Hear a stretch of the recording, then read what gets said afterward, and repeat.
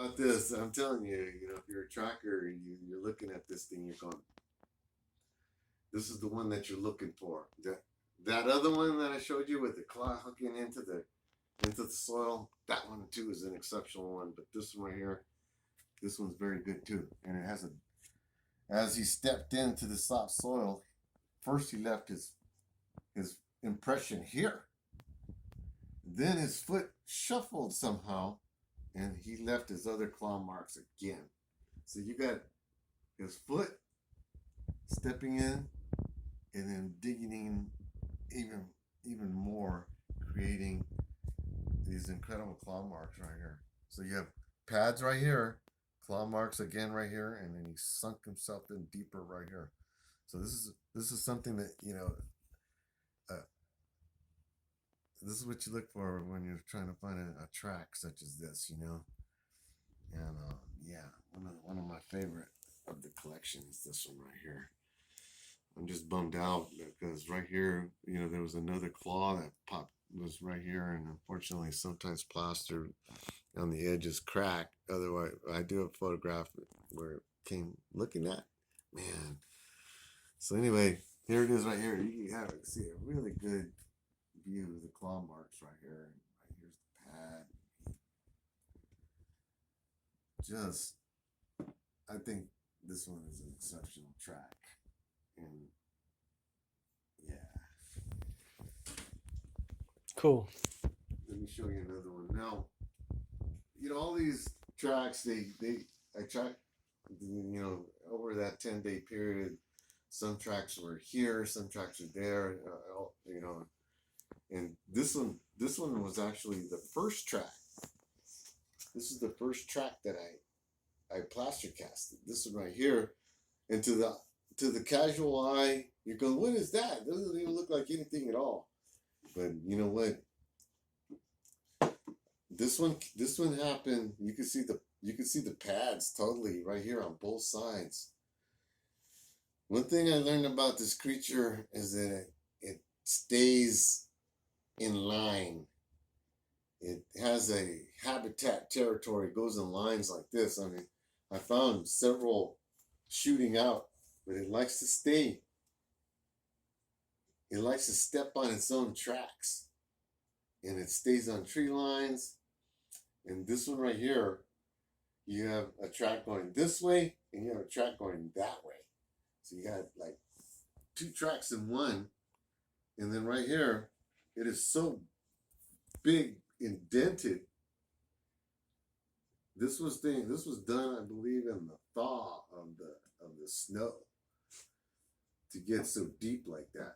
So there was really softer, muddier, sandy soil underneath, and this thing went boom, and right here, just an excellent pad.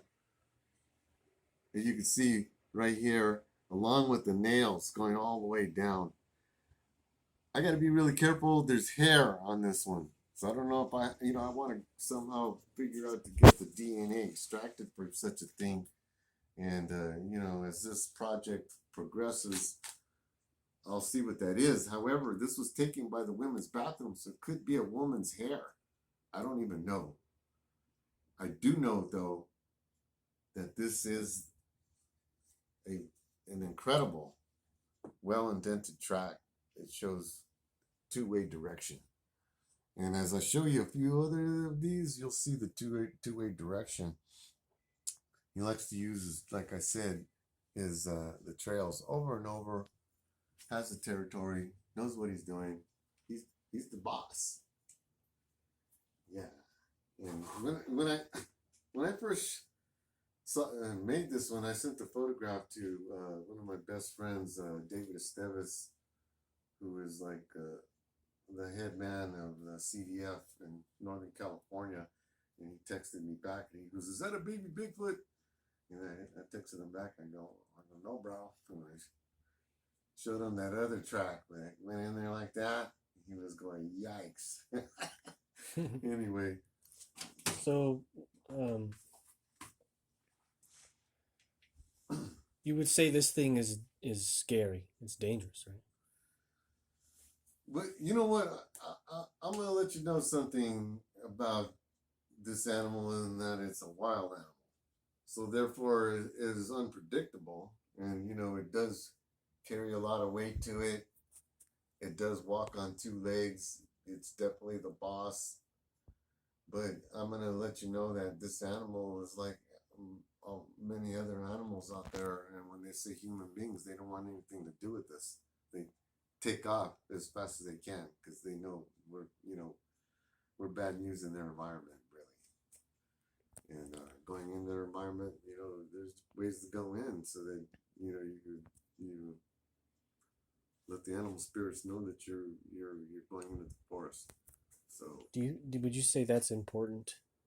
An important thing to humans to realize that this creature is a creature, and it's not evil or anything. It's an animal, right? it's an animal, but however, it's a metaphysical animal. And hold on one second.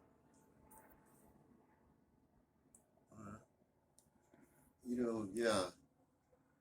So, okay, go ahead. Anyway, let me keep going on this track right here because I have another one.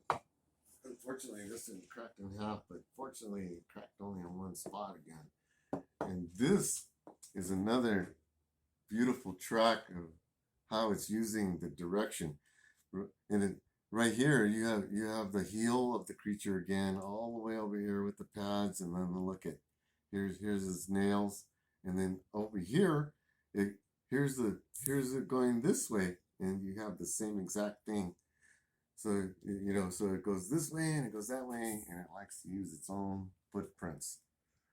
So you don't see this animal erratic. He's smart. He likes to not create more tracks that it needs to. So he almost thinks he's a thinking creature that way. Yeah, we don't seem to think that creatures, they're thinking like, but they're thinking on a different level than we are, and they're communicating on different, waves and pitches, and there's way they communicate even with us. So anyway, this is another one of those tracks that are doing the direction, like I was telling you, and another one of my great tracks. And once again, well indented. He was using it over and over. And once again at the spring thaw. Let me put this one down. And like I was saying, the soil is kind of difficult sometimes to lay tracks. However, I was trying to, whatever I could get, I was trying to track this animal, and sometimes I was unable to get the heel, but the claws were predominant. He stuck his claw in, and might have jumped at this point right here. So that's why I didn't see the heel, but I saw this right here, and right, these are excellent claw marks. There's only one explanation for that. This is some kind of dog animal that could do that. That is not a cat. That is definitely some kind of wolf. Yeah, let me show it to you this way. I don't know. Sometimes you get it at better angles. I can definitely see the claw marks. Yeah, Yeah, and I'm going to tell you something too about that I noticed about this creature is that like dogs, for example, are really sloppy on the landscape. They and I have a dog one right here as an example. And the dogs are really sloppy on the landscape, and they go boom, boom, and they move on, right? This one is interesting in that even though that's a dog, the creature's track is inside the dog track. And you really gotta know what you're looking at right here. But once you see it, you see it as it's obvious. And you can tell right here where it starts at the bottom. This is the animal's heel. That's the heel. And that heel is predominant, like I was telling you about. Like right here, it's the heel. I did this one specifically for the heel. And right here on this one, the heel is predominant. So I just wanted to point that out, that this is a key characteristic of this animal. Look at this. That right there, that's unmistakable. And then of course the claw marks on the front. Once again, you know, he went this way, but the main track is coming this way because he used that track over again. Incredible creature. And then once again, that direction of staying on top of your own footprints. Look at this one. One of my favorites is this one also.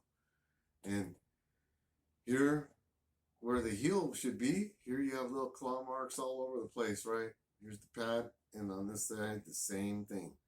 You have claw marks all over the front right here. And this is a left and right footprint, so it kind of has a curve to it. So here's the left, here's the right. So this is another thing that you would really have to look at to really understand. But yeah, this is one track. There's two tracks in one track, and both of them going in different directions. That goes by what you're saying is he covers his tracks. He makes sure he's not as visible, right? Footprint wise. Once it uses a track, it'll use it over again. And you don't like I was saying, a dog will just go all over the place. This guy, he stays on it. He stays right on it. Another one of his great tracks right here. Another look at the heel, the pads, the nails, just incredible. And I'm kind of getting tired even talking about it right now. But I'm gonna tell you something. Here's one of my favorite ones right here. This one right here, man. This one also is like you hit the grand slam to win the game. Right here with this track right here. This track, if you can see it just right there, the claw marks. Look at it right here. This thing is coming at you. Because when this guy, once again, it stepped in really soft soil. And this track has an interesting story to it, because when I plastered this thing down, this creature was about 10 feet away from me, and I could feel it. And oh man, oh boy. But I laid that plaster down, because I laid the plaster, right? And then I put little rocks or pine cones on, and I knew the general areas where I was coming back to, because when I laid the plaster down, I had no time to stick around. So I'd come back like 2 hours, 3 hours later, and then pull them out when these things were rock hard. Because, every time I was, the creature really, he never came across anybody quite like me. Like, I've never came across anything like it. And I was totally curious at what I was doing with these things that it didn't understand. And yeah, he was quite interested in what I was doing. And can I see the footprint some more? This one right here? Yeah. Yeah, check it out. Check that out. This is a total big paw mark, basically. Wow. And then check it out right at the edge. Once again, there's those nails. And then look at right here. That's a nail. That's a paw mark. Yeah, that's unmistakable. You can't even replicate that. So this one is one of my favorites also. And you know what? I only got a couple more left. I'm running out. I gotta drink some water real quick. I'll be right with you.